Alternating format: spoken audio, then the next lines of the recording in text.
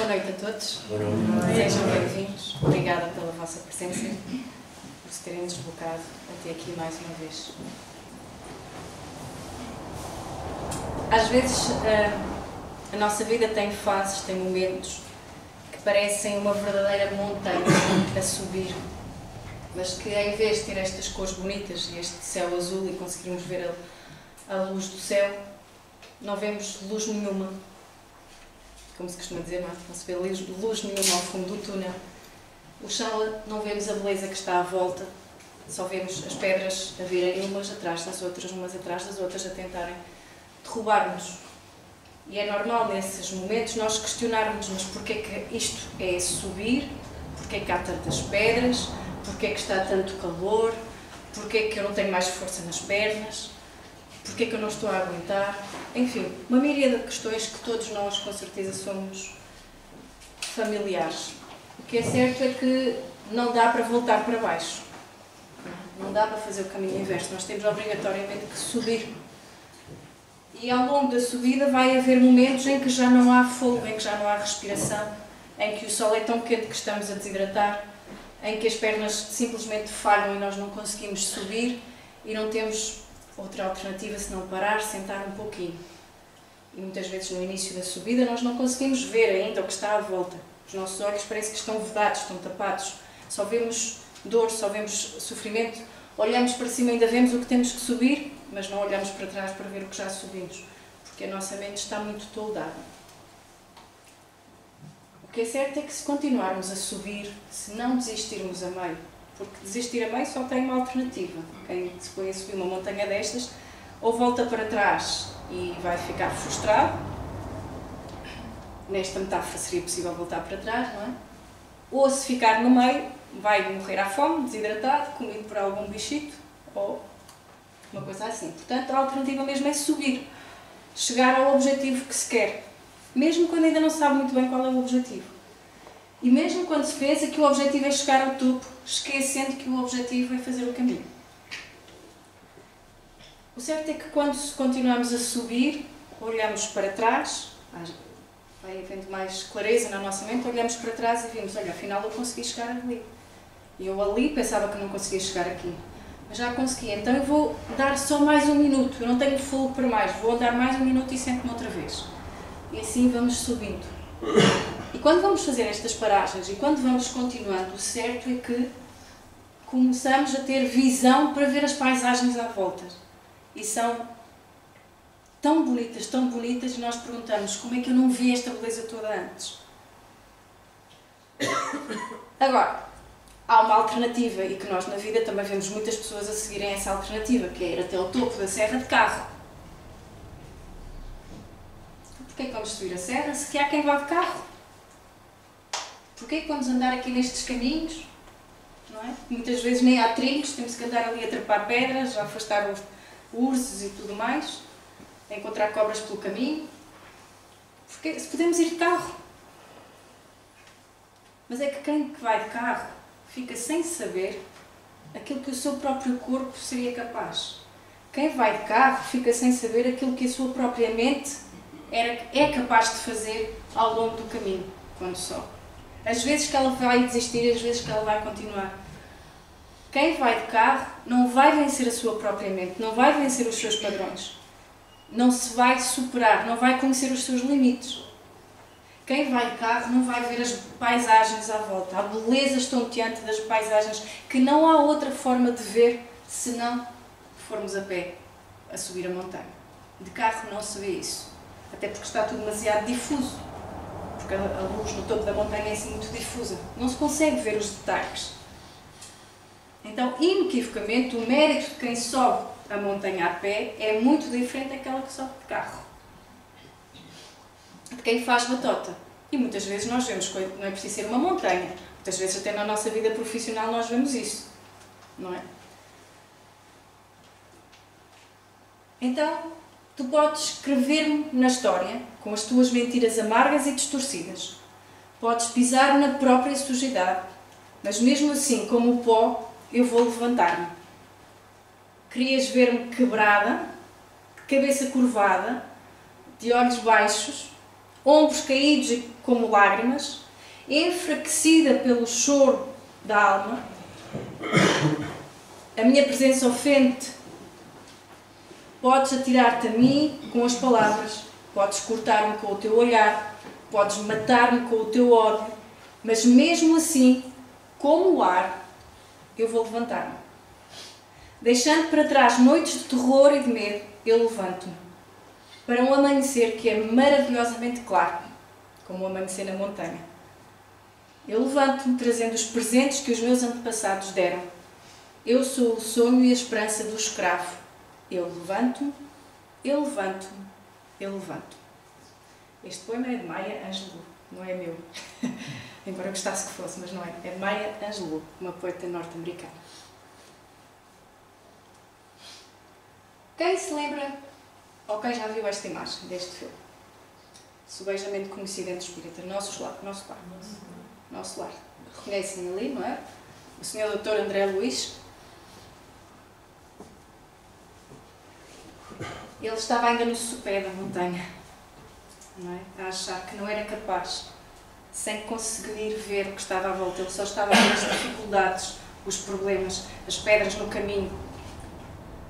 A pedra que falha e que nos magoa o tornozelo. O que é certo é que nesse livro, O Nosso Lar, diz-nos que o umbral, portanto, esta zona de sofrimento, aqui simbolicamente representada desta forma, começa onde? Na crosta terrestre. É a zona obscura de quantos no mundo não se resolveram a atravessar as portas dos deveres sagrados, a fim de cumpri-los, demorando-se no vale da indecisão ou no pântano dos erros numerosos. Subo ou não subo? Vale da indecisão, pântano dos erros numerosos. Vou de carro, volto para trás, empurro o colega que está a subir comigo. Se ele se magoou, eu continuo e deixo pelo lado.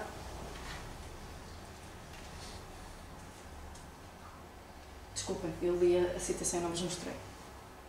Então, o que falamos aqui, esta subida da montanha, é uma boa analogia para aquilo que chamamos de amadurecimento. E amadurecimento é um processo. E para lá, todos nós temos que avançar. Amadurecimento em termos evolutivos, reconhecendo desde já que nenhuma pessoa humana está acabada. Nenhum de nós é um ser acabado. Às vezes achamos que sim, às vezes achamos que sabemos tudo. Às vezes achamos que já vimos tudo. Mas somos ainda seres muito inacabados. E o amadurecimento é esse processo, não de nos acabarmos. É o processo de evoluirmos, de continuarmos a subir a montanha. E Emmanuel, no prefácio do Nosso Lar, ele diz assim: a experiência de André Luís, aquele senhor que estava há pouco ali a nadar naquele lago, não é? Diz bem alto que não basta a criatura apegar-se à existência humana, mas precisa saber aproveitá-la dignamente, que os passos do cristão devem dirigir-se verdadeiramente ao Cristo e que precisamos do espiritismo e do espiritualismo, mas muito mais de espiritualidade.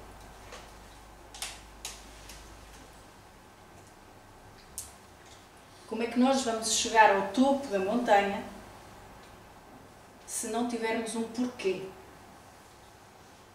que nos faça subir quando tudo nos faz descer? E este porquê é tudo. Sem ele, estamos só a entreter-nos. Estamos só a consumir. Estamos só a ir na corrente com os outros, sem ter o nosso próprio porquê. Mas porquê é que eu hei de ter um porquê?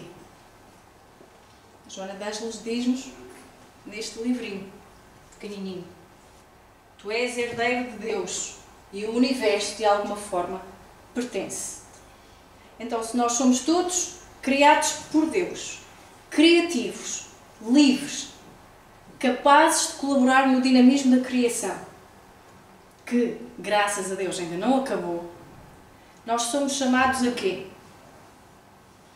Coisa que o Sr. José António diz muito: a co-criar, a ser co-criadores com Deus, a fazer passar esta fase da confusão em que estamos, em que André Luís estava, em que nós estamos quando estamos ali a subir a montanha, ao diálogo.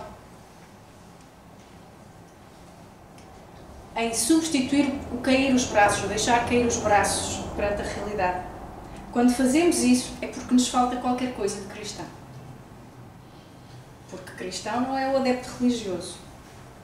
Cristão é aquele que, mesmo com as solas dos sapatos gastas, mesmo com dores nos joelhos, mesmo com os músculos das pernas a latejar, mesmo já sem água na garrafa de água, vai continuar a subir a montanha, porque sabe porque é que está a subi-la. Então, quanto mais se compreende o amor de Deus, este amor de Deus operante, ativo, que deu o existir no princípio e vai dar o subsistir ao longo do caminho, a cada momento, menos a pessoa se põe na posição de espectadora. E eu tive um professor, já há alguns anos, digamos assim, de cultura oriental, e ele dizia uma coisa muito interessante, que é que este amadurecimento humano tem a ver com uma coisa relativamente simples.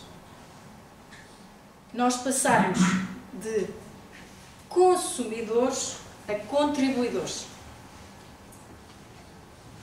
Como é que nós passamos por este mundo? Como é que nós passamos por esta vida?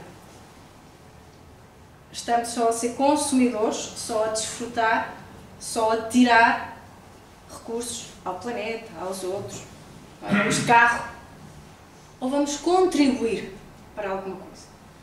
Então ele explicava o amadurecimento humano desta forma: deixamos de ser consumidores para sermos contribuidores.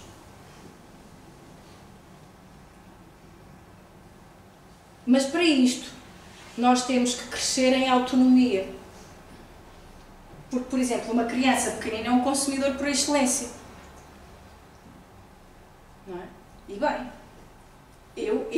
dá-me, alimenta-me, lava-me, faz-me, quer dizer, não faz nada à criatura.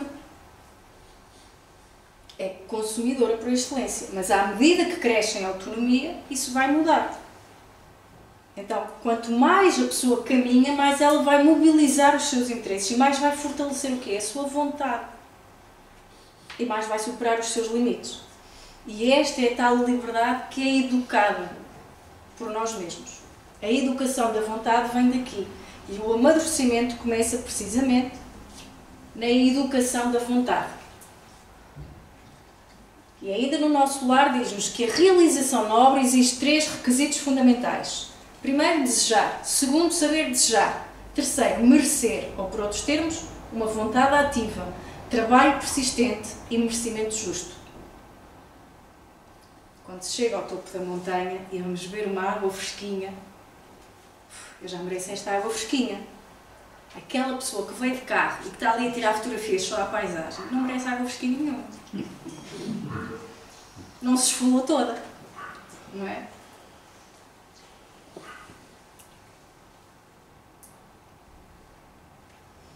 Mas esta educação da vontade não é porque a pessoa é obrigada. Ninguém obrigou ninguém a subir montanha nenhuma.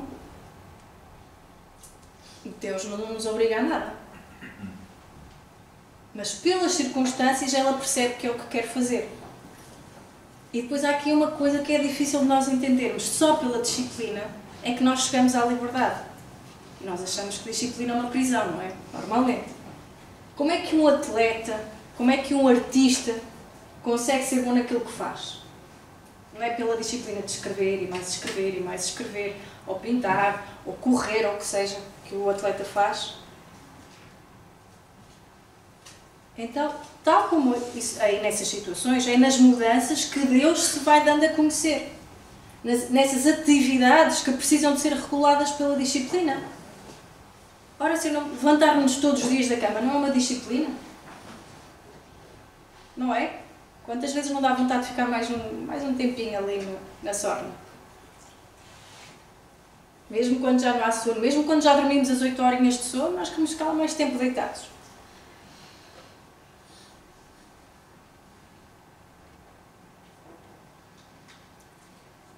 Outro aspecto do amadurecimento é passar então, tal como a criança, não é? Da dependência à autonomia. E aqui nós temos que distinguir entre dependência e necessidades, são coisas diferentes. As necessidades são uma expressão do que a própria natureza precisa. São realidades naturais, não é? Mas a dependência já vai supor uma deficiência na personalidade. É claro que eu não, qualquer ser humano tem necessidade de ser amado. É a necessidade mais básica que nós temos. O psicólogo Maslow estava errado. Não é segurança, não. É a necessidade de ser amado. Isso é muito diferente de eu ser dependente de ser amado. De eu ser dependente de estar constantemente a ter que ser validado pelos outros. São coisas muito distintas. Por isso é que a dependência tem um sentido negativo ou doentio. Porquê? Porque supõe uma sujeição, supõe uma alienação.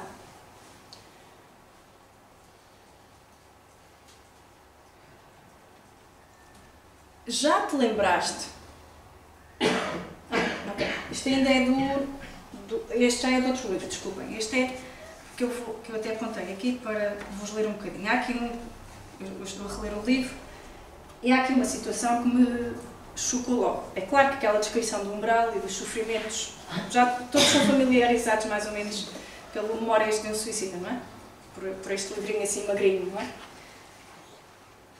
Portanto, são um grupo de portugueses, incluindo o nosso conhecido Camilo Castelo Branco, que terminaram a sua encarnação, a sua vida pelo suicídio e, portanto, não ficaram em muito bons lençóis.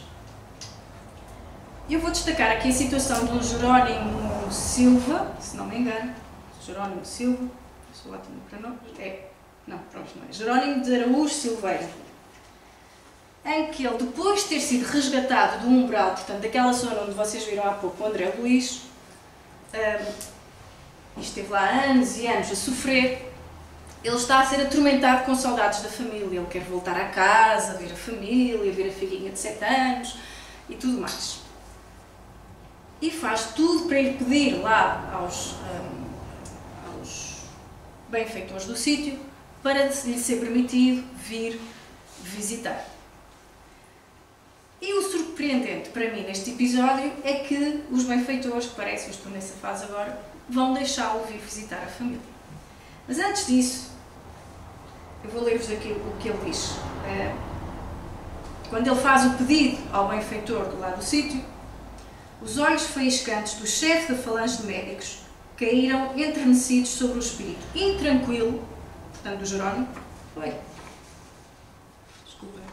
daquele que demoraria ainda a aprender a dominar-se, contemplou-o bondosamente, penalizado ante a desarmonia mental do suplicante, entrevendo o longo carreiro de lutas que lhe seria necessário até que conseguisse planá-la às gratas atitudes da renúncia ou da conformidade.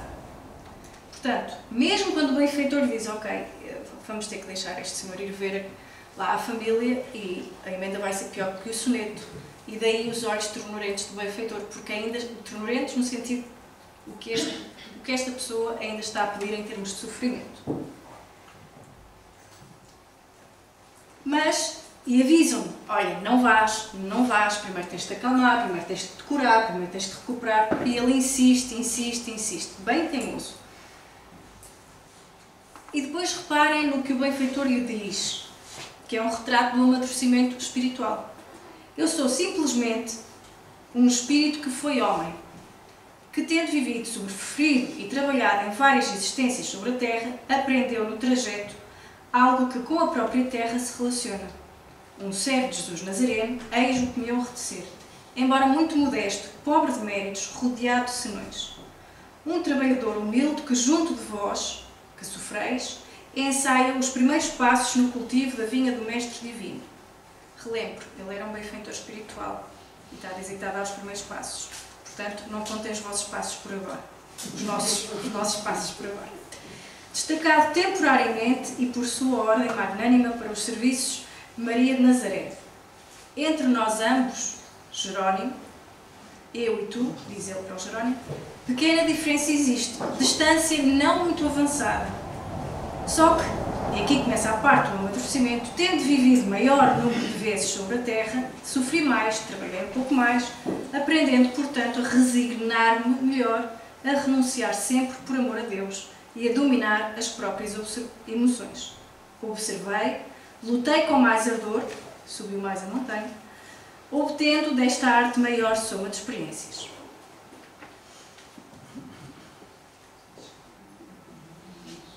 E depois o que é que ele aconselha ao Jerónimo a fazer em vez de estar a pedir para ir visitar a família à terra? Já te lembraste de apelar para a grandeza paternal do Senhor Todo-Poderoso, a fim de obteres valor para a resignação de uma espera mais prudente que seria coroada de êxitos. Então, em vez de quereres... a psicologia hoje em dia chama isso a gratificação imediata, não é? Ir já satisfazer esse desejo doentio de quereres ver já como é que está a tua família, recompõe-te primeiro. Então pede paciência para conseguir esperar. Mas isto era falar, o Senhor era português, disse, era como falar chinês para o Senhor, não é? Vejamos o que é que o Evangelho, segundo o Espiritismo, nos diz. Ele aconselha-o a resignar-se, não é? Ao Jerónimo. O Espiritismo ensinou a resignar-se, constituindo isso uma prova à humildade necessária ao seu adiantamento. Desculpa. Perdi aqui o...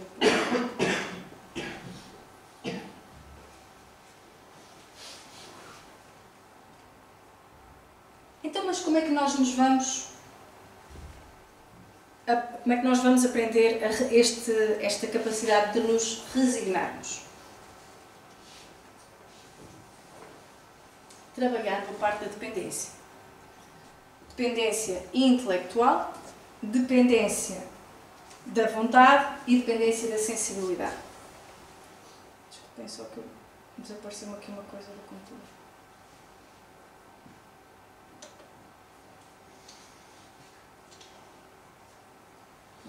Fugiu.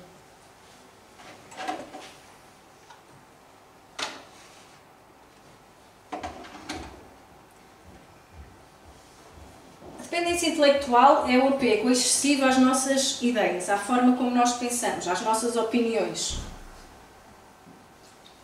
A dependência da vontade é de quem não se decide por si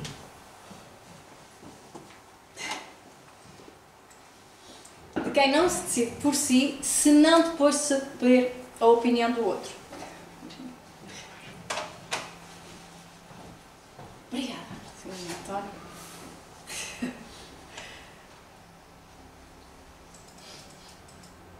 Mas acho que o problema está mesmo no computador. Portanto, é diferente, é aquela pessoa que está dependente sempre dos outros. Hoje em dia há um exemplo muito... Foi um exemplo que me arrepiou muito quando esta coisa das redes sociais começou a aparecer, que é aqueles chamados os stalkers. Que é aquela pessoa que cria uma conta na rede social, não publica nada, mas passa lá a vida a xerecar o que é que os outros estão a publicar. O que é? Consumidora, mas não contribuidora. E vai pedir amizades a toda a gente de quem ela disser. É o típico stalker, não é? Porquê? Porque ela não tem opinião própria. Ela não usa o meio para se expressar. Ela vai atrás dos outros, quer saber com quem é que os outros se dão, enfim. Aproxima-se das pessoas. Quem é que nunca teve aquela pessoa na sua vida que está sempre a aproximar-se dos nossos amigos, das pessoas que nós gostamos? Nós gostamos de uma pessoa e aquela pessoa vem-se colar ao nosso amigo, à nossa amiga, ao que for, não é?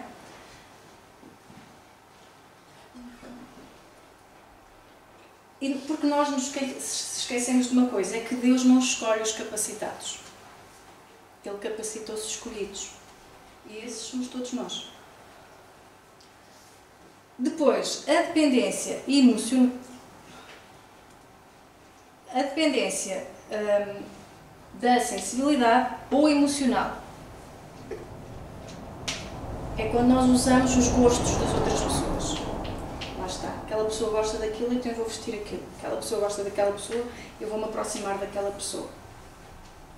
O que é há aqui? Um insuficiente controle das nossas respostas às pessoas. Não conseguimos estabelecer limites nas nossas relações. Eu dei aqui este exemplo que é muito recente e que mostra um pouco, não a nível tão particular, como eu estou aqui a dar estes exemplos, mas a um nível que mostra muito estas dependências na nossa sociedade. Eu não sei o nome destas senhoras porque elas têm nomes estranhos, mas elas fizeram agora uma prova de atletismo muito recente e, coincidência das coincidências, elas tiveram, eu acho que era de corrida, tiveram exatamente o mesmo tempo, a mesma marca. Então, a quem é que se atribui a medalha de vencedor? Se elas tiveram a mesma marca. Criou um problema lá para o comitê, não foi olímpico, foi de uma coisa parecida. Acho que foi a competição europeia. Elas decidiram partilhar a medalha. E espante, e parece uma coisa natural, não é? Tem o mesmo resultado, partilham a medalha. Espante-se, as reações foram dos adeptos e dos seguidores, e por essa internet fora, foram todas negativas. Porque o que é o desporto? O desporto é uma competição. Tem que haver um vencedor. Mas é no atletismo, é no local de trabalho, só uma pessoa é que pode ser promovida, é nas nossas relações, só uma pessoa é que lava a louça em casa. Porque nós estamos direcionados para esta competição, tem que ser um. Então e agora quem é que eu vou elogiar os dois? Não pode.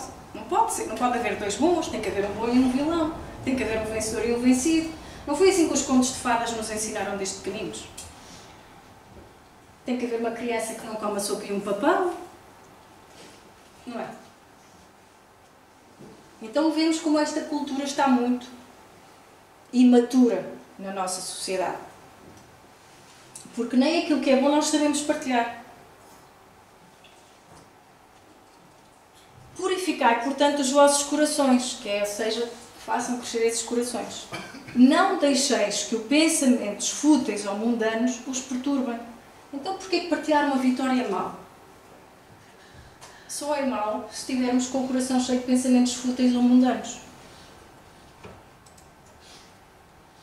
Elevai o vosso espírito para aqueles a quem chamais, a fim de que eles possam, encontrando em vós as disposições favoráveis, lançar em profusão as sementes que devem germinar os vossos corações, para neles produzir os frutos de caridade e de justiça.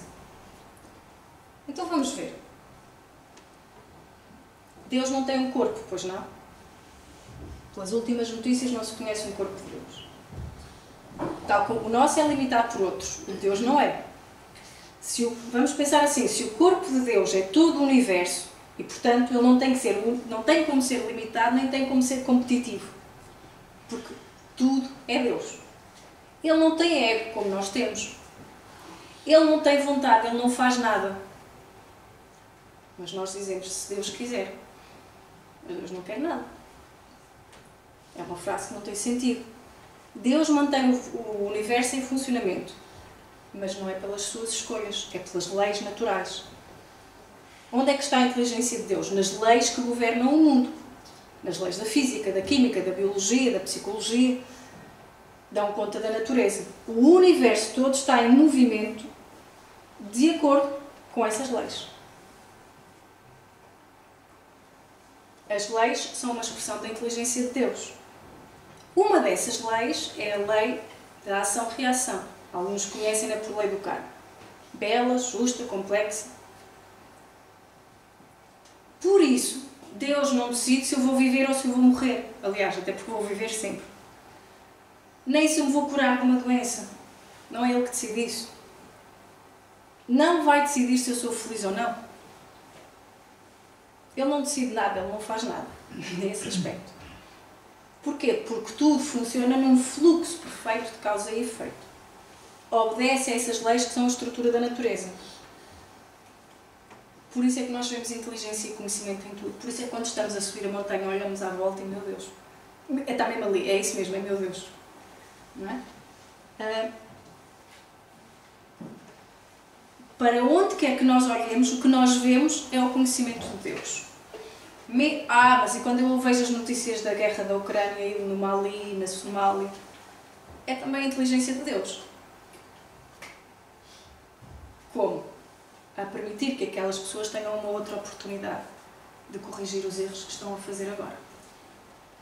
A guerra ou a fome não é criada por Deus.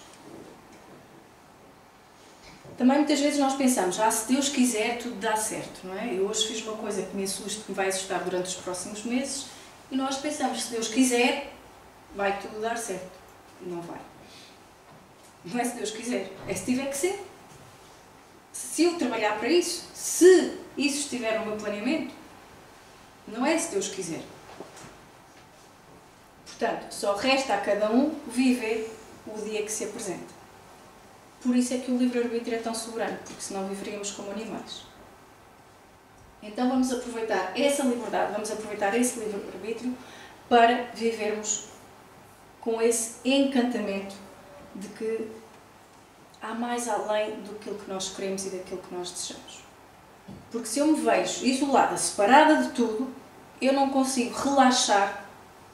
Quando eu estou lá no buraco, como estava o André Luís no início, não é? Eu não consigo relaxar o suficiente para conseguir ver mais do que uma pequena parte do todo.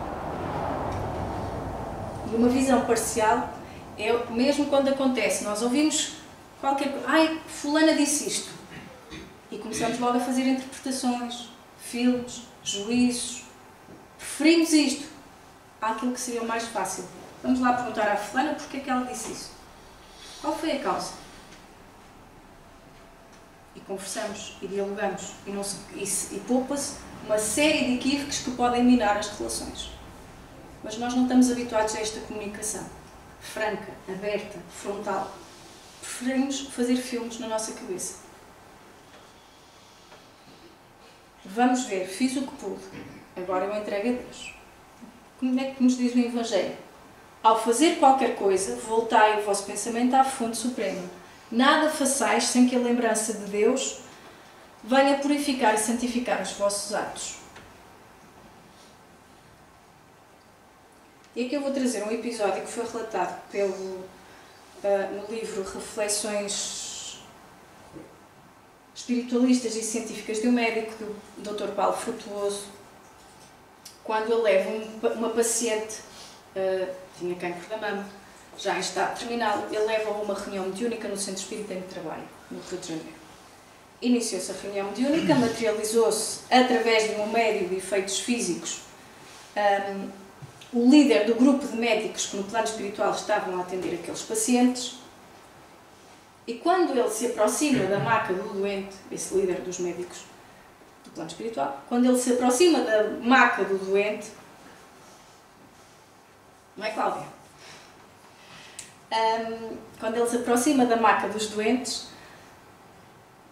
o Dr. Paulo Frutuoso, que era médium de esteio, não é? Portanto estava a assistir à reunião, ele ouve o médico a dizer maravilhoso, maravilhoso, e repetiu durante toda a sessão de tratamento, o médico só dizia maravilhoso. E o Dr. Paulo Frutuoso ficou intrigado com aquilo, que seria tão maravilhoso. A senhora estava cheia de metástases por todo o corpo, não havia qualquer salvação para a senhora. Depois da senhora já ter falecido, algum tempo depois, o Dr. Paulo ganha coragem e pergunta lá ao mentor do centro onde ele trabalha, ao Dr. Frederico, o que é que afinal tinha sido tão maravilhoso.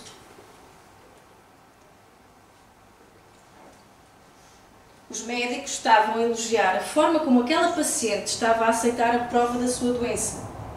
Ela não se revoltava contra Deus, nem acusava os médicos terrenos pelo sofrimento que estava a passar. Pelo contrário, respeitava-vos, aos médicos, não é, terrenos, incluído o Dr. Paulo, ele era médico dela, e submetia-se humildemente a todos os tratamentos indicados. A sua resignação era maravilhosa. E assim aproveitou ao máximo a depuração fluídica promovida pelo cancro, o aspirador das impurezas do espírito. Não foi a cura do corpo que foi maravilhosa, não era isso que eles estavam a referir, nem se estavam a referir à parte científica, que imagino que só o conhecimento que eles têm do lado de lá é inacreditável, tira o sono só de pensar nisso. O maravilhoso era a resignação, era a parte moral daquela pessoa, não era a parte científica. Carlos Pastorino, num livrinho também pequenino, dito Minutos de Sabedoria, ele diz que a vida é uma luta. A maior parte de nós aqui saberá isso, não é? Mas é uma luta contra quê? Contra nós mesmos. contra o nós, aquilo que em nós quer descer a montanha ou ficar no mesmo sítio, em vez de subir. Senhor, livra-me de mim, não é? Diz a prece de Fernando Pessoa. Então a vida vai exigir esta postura de coragem. E há uma frase cuja origem eu achava que era de Paulo Estevão, mas hoje andei à procura saber se era mesmo lá. Eu acho que era uma frase da Abigail, que ela disse a Paulo, ou a Saulo de Tarso. Mas fui ver e há tantas origens atribuídas, portanto eu não vou arriscar. Se a vida é luta, porquê que eu vou entregar? Entrego, confio, aceito e agradeço. Se não levarem mais nada deste trabalho desta noite, levem esta frase. Em algum momento das vossas vidas isto vai-vos fazer sentido. Eu debato-me há muitos anos com esta frase. Portanto, se a vida é luta, porquê é que eu entrego? O que é que eu vou entregar? É que eu posso ter toda a vontade para subir a montanha. Eu posso estar mesmo determinada a subir a montanha. Mas eu salto uma pedra e parto uma pedra. Não vou conseguir chegar ao topo pelo meu pé. Ou morro, qualquer coisa e morro ali desidratada. Eu não vou conseguir lá chegar. Então eu fiz o que me competia. Eu levei o equipamento adequado, eu tinha a vontade, eu tinha a motivação, mas não chego ao topo. Então não há mais nada que eu possa fazer. Entrego. Porque muitas vezes não importa a coragem do guerreiro, nem a determinação, nem aquilo que fez. A situação é o que é. A senhora da maca, que tinha o cancro da mama metastizado. Eu já fiz tudo o que podia fazer. Morre-me um ente querido. O que é que eu posso fazer quanto a isso? Nada. Não posso fazer absolutamente nada. Às vezes dá vontade de ir lá puxá-lo, não é? Não dá. Não consigo emprego. Eu candidato-me, eu estudo, eu faço isto, eu faço aquilo, eu não consigo ter um emprego estável. Eu faço a minha parte, mas não acontece. Então o que é que eu posso fazer? Nada. Literalmente nada. Entregar. Diante das circunstâncias e quando nada do que eu faço importa ou faz diferença, eu entrego a quem? A quem manda? A Deus. Porque já não depende de mim, já não depende das minhas forças. Eu não me vou continuar a estar ali a debater-me. Eu entrego. E se eu entrego, eu confio. E se confio, eu aceito. E se aceito, eu agradeço. Isso não está nas bem-aventuranças. Jesus sinalizou essa necessidade de nós nos colocarmos nas circunstâncias de vida. Fazermos uma análise mais cuidadosa ao porquê de nós sofrermos. E vai na direção daquela frase: eu entrego, eu aceito, eu confio e eu agradeço. Porque Kardec diz-nos no Evangelho: as vicissitudes da vida têm uma causa. Porque Deus é justo. E se Deus é justo, essa causa também é justa. Por meio dos ensinos de Jesus, Deus pôs os homens na direção dessa causa. E hoje, julgando-os suficientemente maduros para compreendê-la, lhes revela completamente essa causa por meio dos Espíritos, ou seja, por meio da voz dos Espíritos. Evangelho segundo o Espiritismo, no capítulo 5, item 3. Bem-aventurados os que choram, porque serão consolados.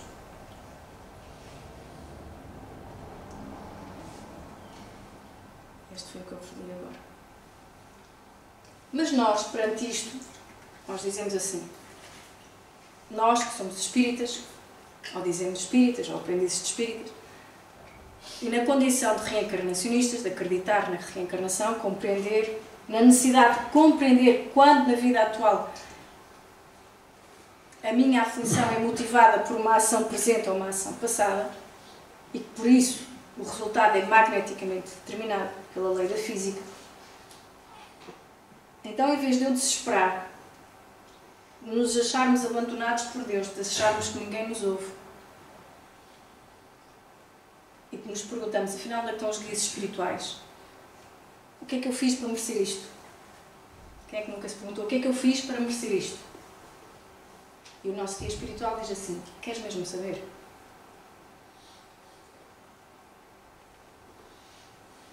Não é por obra do acaso. Há um episódio de Paulo Estevão, normalmente falam sempre dos mesmos, não é? E a mim parte no coração quando dizem, apresentam o Paulo e Estevão como um romance. Eu imagino Saulo de Tarso, que foi quem editou o livro, a ouvir que lhe chamam a vida, ainda bem que ele não ouve, tem mais que fazer, mas a ouvir que lhe chamam a vida dele um romance. Mas normalmente falam de quando Paulo de Tarso encontrou Jesus, ou logo o episódio inicial da morte de Estevão, mas para mim é um episódio que raramente falam, que é o da travessia no deserto de Paulo de Tarso, quando ele está completamente rodeado de silêncio. Ele não ouve, não sabe o que é que Deus quer dele, não sabe o que é que Jesus quer dele. Ele está, toda a gente virou costas, família, amigos. É literalmente a travessia do deserto. É um sofrimento inimaginável. Muito maior, garanto-vos, do que o sofrimento que ele terá tido em qualquer cárcere, a ser espancado, etc. Foi aquele momento da travessia no deserto. Mas foi aí que ele estava a subir a montanha. Foi nesse momento a travessia do deserto. Quando não há vozes, não há Ananias, não há mentores, nós perguntamos e perguntamos e perguntamos e não vêm respostas. Aí é que é o momento de subir a montanha.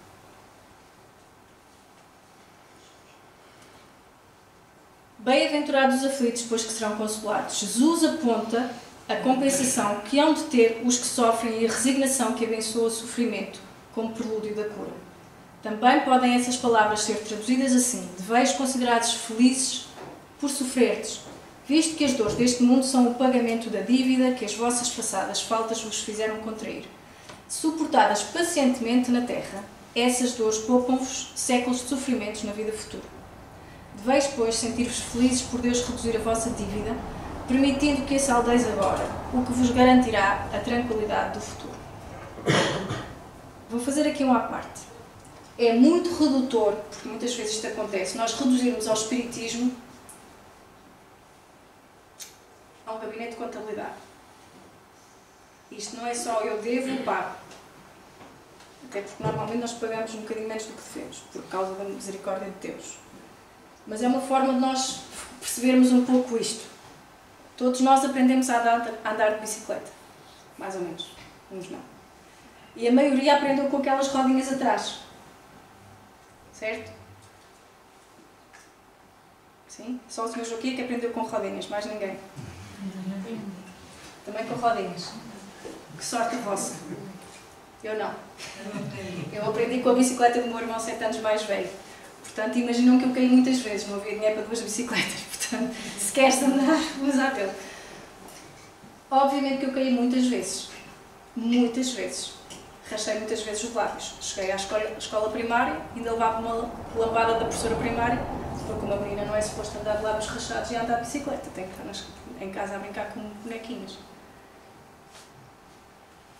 Mas as dores serviram para alguma coisa? Serviram. Eu aprendi a andar de bicicleta. Sem ninguém, sem lá, como hoje estão os paizinhos a segurar a bicicleta e a gravar e a fazer vídeo. Não, sozinho. Sozinho a cair, sair, a cair. Aprendi a andar de bicicleta. A dor é educativa? É. A mim ensinou-me a andar de bicicleta, nesses casos. Mas também me ensinou outras coisas. Ensinou-me como é que eu podia evitar aquela queda. Portanto, a dor também é educativa, também é um fator de proteção. A dor tem esta componente pedagógica e nós aprendemos alguma coisa com a situação. Não é só o desgaste físico, mental e espiritual. É só a dor que ensina. Eu tinha mesmo que fazer daquela forma. Não. Também podia ter um pai ou uma mãe cheios de tempo que não tivessem de trabalhar e tivessem ali a segurar a bicicleta. Não. Há outra coisa que ensina, para além da dor, que é o amor. A alegria também ensina. A amizade. Mas nós não aprendemos muito com essas coisas, ainda. Há uma mensagem de Joana de Ângeles que nos diz o seguinte: assim é a provação que carpes, que solicitaste antes do renascimento atual, a fim de dares conta das atividades que deverias abraçar durante a jornada terrestre. Há muita diversão na Terra, atraente e perturbadora. Fascinam as cenas do prazer e encantam as paisagens do delírio. Redescobre a beleza imortal, a realidade legítima que constitui o património da vida. Mergulha a tua decepção nas águas correntes da esperança de que amando, mesmo sem receberes resposta, enriquecerás as emoções com beleza e cor. O que a vida te nega hoje é provável que te dê amanhã. Tudo pode acontecer caso não desistas de perseverar de agir corretamente. E depois ela tem uma frase espetacular nesta mensagem. Isto foi uma psicografia do Dival. Vive, pois, os teus dias com paciência e sem expectativas humanas.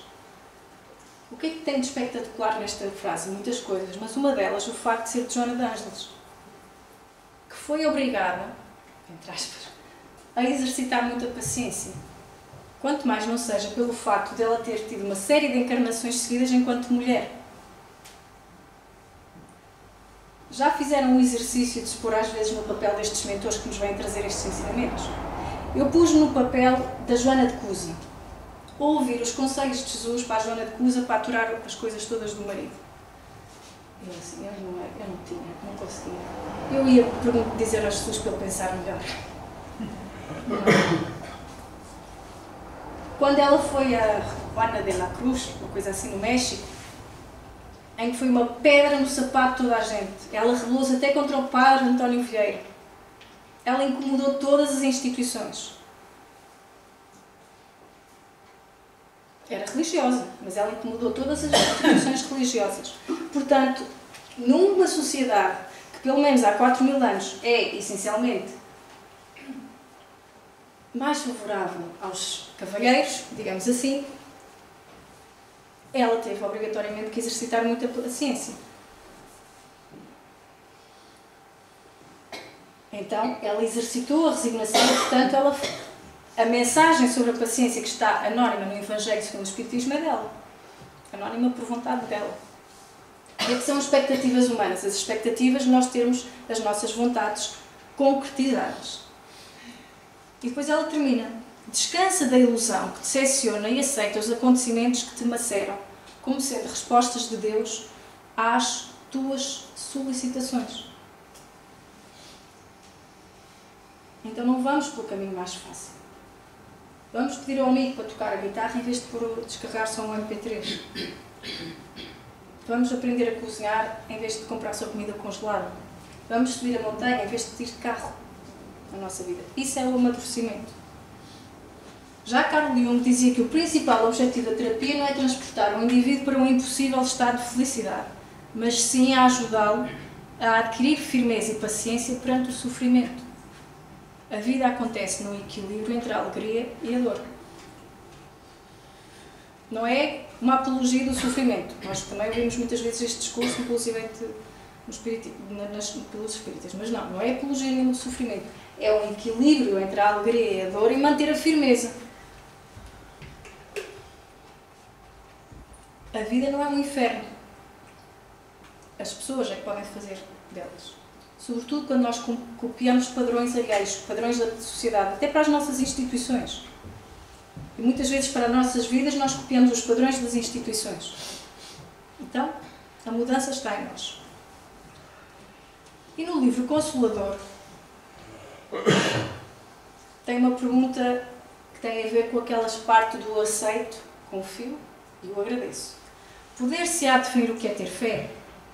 Um dia... Sim, ter fé é guardar no coração a luminosa certeza em Deus. Certeza que ultrapassou o âmbito da crença religiosa, fazendo o coração repousar numa energia constante de realização divina, da personalidade. Conseguir a fé é alcançar a possibilidade de não mais dizer eu creio, mas afirmar eu sei, com todos os valores da razão tocados pela luz do sentimento.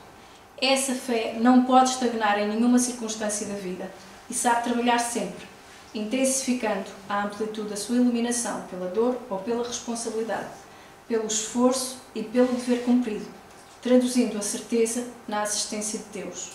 Ela exprime a confiança que sabe enfrentar todas as lutas e problemas, com a luz divina no coração, e significa a humildade redentora que edifica no íntimo do espírito a disposição sincera do discípulo relativamente ao faça-se no escravo a vontade do Senhor.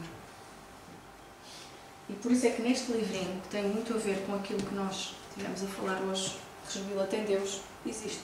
Rejubila-te em Deus em todos os momentos da tua existência.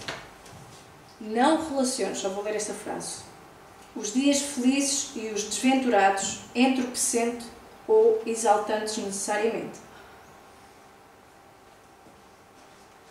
Não consideres boas apenas as ocorrências que proporcionam um ligeiro prazer dos sentidos, abrindo lugar para novas buscas de sensações. É necessário que a paz interna seja iluminada pela presença de Deus, que te sustenta, mesmo sem que o percebas. Então eu entrego, eu aceito, eu confio e agradeço, porque eu sei que na maior travessia do deserto eu não estou sozinha. Mesmo quando eu não ouço, mesmo quando eu peço para mim, mesmo quando eu vejo familiar, mesmo quando eu venho para o centro espírita à procura de acabar com o sofrimento, e há muitas religiões que prometem isso, não, o que no centro espírita oferece é conhecimento. E depois cabe a cada um de nós aplicar esse conhecimento à nossa vida, na justa medida. Porque acreditem, vai haver a travessia do deserto, em que nós até estamos num centro espírita, ouvimos espíritos familiares de toda a gente a manifestarem-se e para nós um silêncio total. Não ouvimos nada. Pedimos ajuda para nós? Nada. Aparentemente. Pedimos ajudas para os nossos? Nada. Aparentemente. Lembremos, nós não estamos a ver tudo. Nós não sabemos tudo. Não sabemos o que está lá à frente. Há uma frase num filme qualquer que eu não lembro agora, só no final é que se unem os pontos todos. Então por isso é que eu entrego, por isso é que eu aceito, por isso é que eu confio e por isso é que eu agradeço, porque eu sei que mesmo quando eu não vejo, mesmo quando eu não ouço, mesmo quando eu até não sinto, porque a dificuldade da montanha está assim a tentar esmagar, a ajuda está lá. E isso já é um pequenino passo no amadurecimento cristão. Muito obrigada pela vossa atenção. Esta foi a bibliografia que usámos. As imagens pequenas não sei bem porquê. Se houver alguma questão ou comentário, não se inibam. Foi Humberto. Isso é desaprovação ou está a dizer que não tem questão? É desaprovação. Questões, críticas, comentários?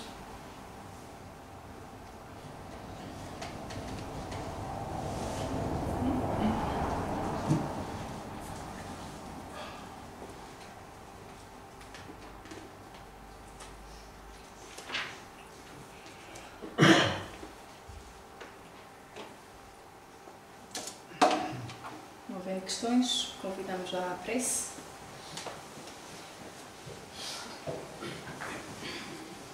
Fazendo uma respiração mais profunda.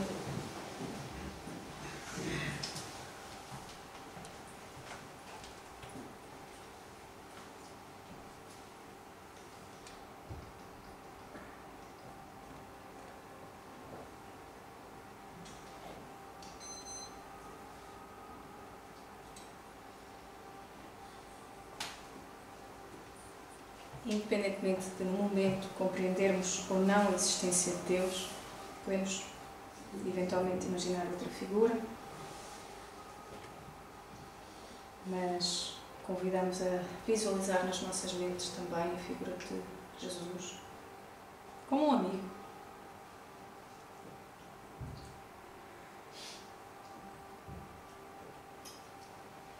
E a esse amigo nós dizemos: